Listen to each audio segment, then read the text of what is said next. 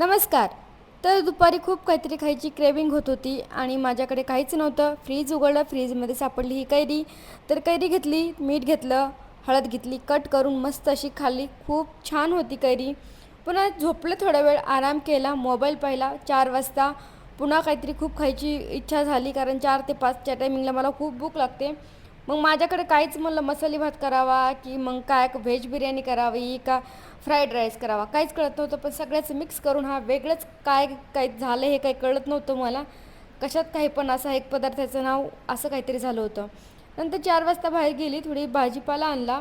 संध्याकाळ झाली, दिवाबत्ती केली मस्त आणि संध्याकाळच्या स्वयंपाकाला लागून गेले. संध्याकाळच्या स्वयंपाकामध्ये मी आज बनवली होती शेवभाजी, चपाती आणि मस्त असं जेवण झालं. जेवण झाल्याच्या नंतर काहीतरी खावं असं वाटत होतं अजूनसुद्धा गोड. तर मग आम्ही गेलो बाहेर, आईस्क्रीम आणल्या आणि मस्त अशी आईस्क्रीमची पार्टी केली. थँक्यू.